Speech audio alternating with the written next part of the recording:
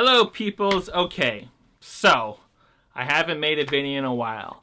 I apologize. I was supposed to do one once a week, at least a video a week. Not so much a vlog, but at least a video a week, and I haven't done it. So let's get back to it. Let's do one now. There's SoccerCon in the weekend. I'll make some videos for that as well.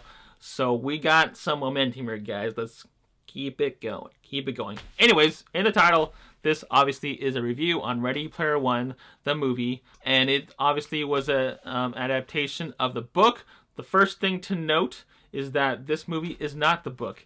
It doesn't follow the book completely. Obviously, it is the same world, Oasis and whatnot. The characters are the same, but there are some differences this movie does. And I think those choices that Steven Spielberg made, or the screenwriter made, were good, because, one of the things I thought about was, how can this movie even work? Because there's just so much in the book.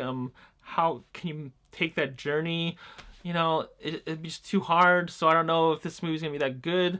But I think in the end, the choices that they made were good as a movie. So that's the first thing. The second thing, Steven Spielberg, perfect director for this movie. I think, obviously he's done some, amazing movies in that generation. Think about E.T., think about Close Encounters, Indiana Jones. There's so many good movies that he's done. And that was like the prime of his career. I mean, obviously he's still going. He just got nominated for Academy Award. What did he? Or was it the movie itself? I don't know. But The Post. Nominee, Academy Award nominee.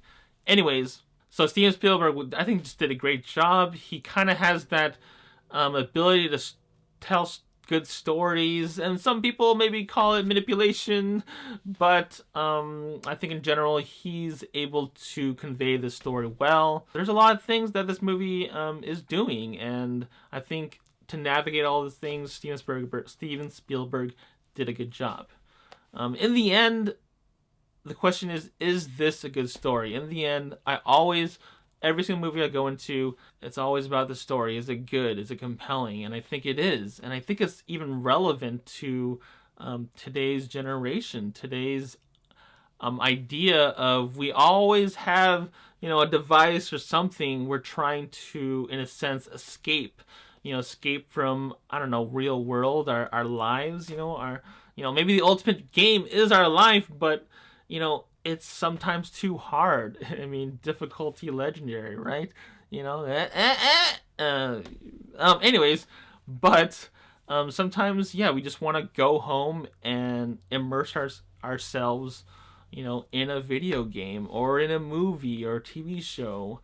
And, even cosplaying and going to these conventions, it's kind of like the idea where, we're dressing up as our favorite characters and, in a sense, trying to embody them as opposed to maybe ourselves. Or we, in a sense, we wish to be like them more, Sometimes we feel like we're not, we don't have any hero-like qualities. This movie, is trying to put us in, the character of Wade Watts or these other Artemis or H or whatever, these other people, where we relate to, because, they make an avatar and they can be whoever you want. That's why Oasis is such a cool place, a cool reality in a sense, so that we can be whoever we want. We can drive whatever car we want, the DeLorean, obviously, or the Akira bike or whatever. There's these realities in which, we want to live in. In the end, are we escaping from reality too much? That is a good question. Are we not engaging in real relationships and people that are in front of us that we interact with, on a regular basis? But in some sense, I think there are positives in, these gaming communities or online communities in general, because if you look at the movie itself, Wade Watts has friends and interactions with people who are just not, like, maybe in the same societal situation, or in the same country, even the same area, the same ethnicity, even, right? But he's able to have friends, in these kind of other communities through this online world. And I think, that's a good thing about these online communities in today's society. There are positive and negatives of each medium. I remember even when I was a kid or younger, I watched these sitcoms and they were 22 minutes long or whatever. And I remember thinking to myself, am I being affected by watching this? And as every single episode happens, there's always a completion, an ending, a happy ending. A problem happens and it gets solved by 20 minutes later.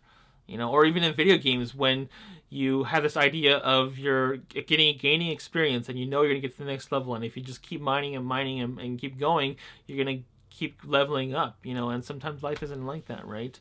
We there isn't a clear direction, or there isn't a clear mission to go on. So in that sense, we need to understand, what is reality and what is a game. How can we learn from a game, but how can we actually work out real life? Don't play too many games. That's the lesson here, right? Or don't play too many games, or don't cosplay too much, or don't, or live in the real world. Do real things with real people. Maybe that's also. Anyways, yeah, go watch the movie. Watch the movie. If you're a geek or a nerd, and you are, because you're watching me for some reason on a computer screen or something. I mean, why are you watching me? Go live life. You're a geek. But watch this movie, because it's good. It's entertaining. Alright, I'm sorry. Sorry I insulted you, okay? Don't leave. You can finish the video. It's only like 10 seconds left.